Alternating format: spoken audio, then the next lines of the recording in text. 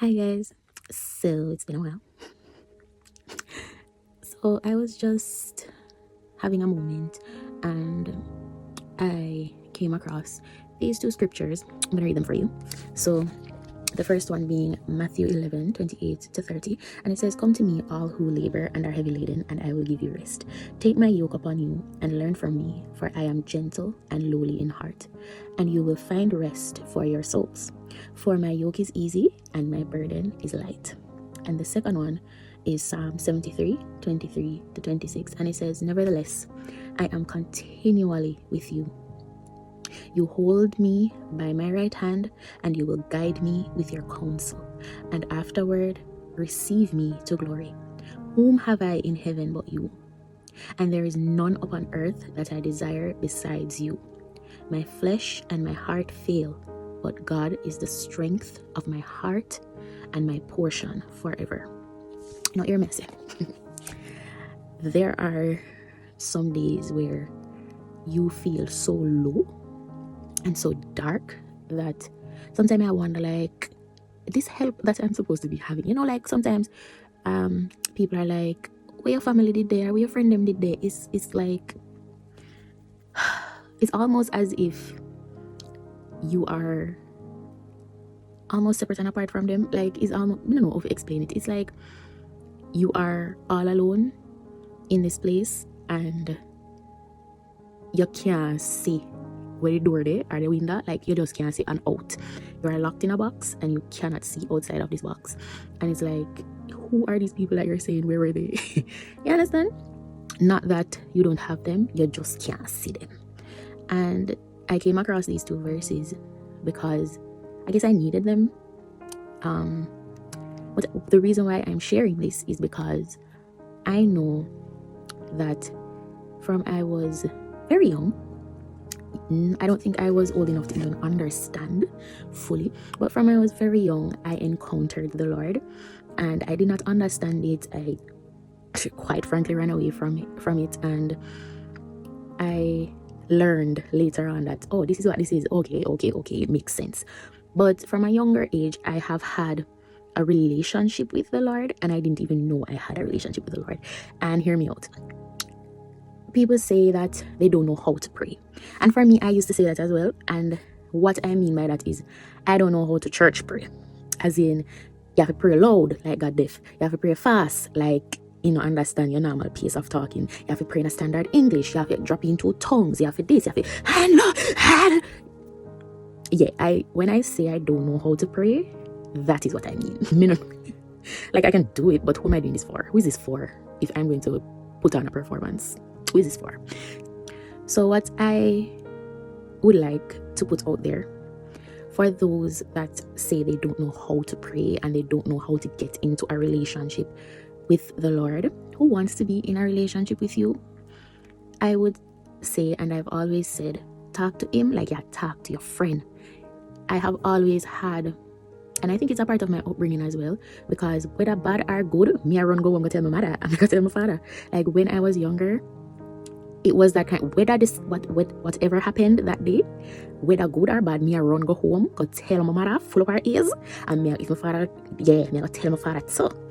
And the Lord is the ultimate parent.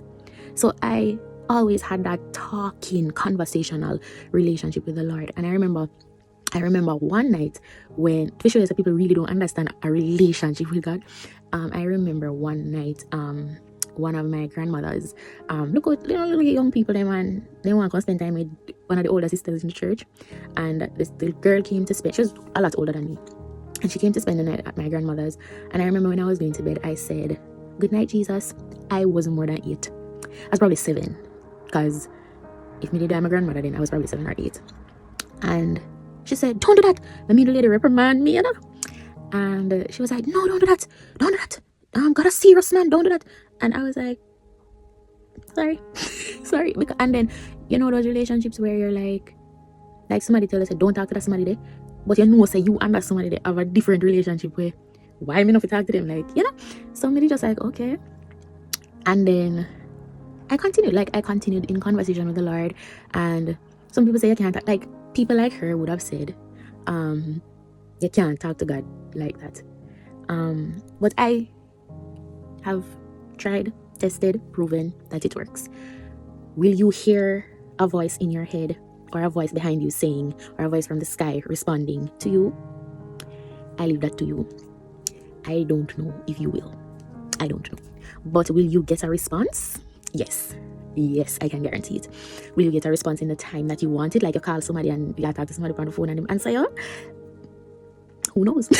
Try and you will find out. But I say this to say that from a little bit to now, I have always been in conversation, whether it wrong or it right.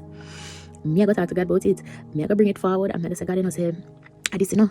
And He is that friend. He is that father that will dry up. And you know them friend the way you go out a line and them have to step in and make you know who you are. Them have to remind you who you are. They have to say, no girl, you're better than that. Or no girl, pull up your socks. What is this?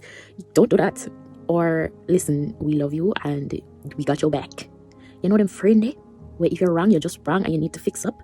Or if you need love, they can offer that to you. Like He's that friend. And in this time that I have been feeling like rubbish, these scriptures came in handy because they are a reminder.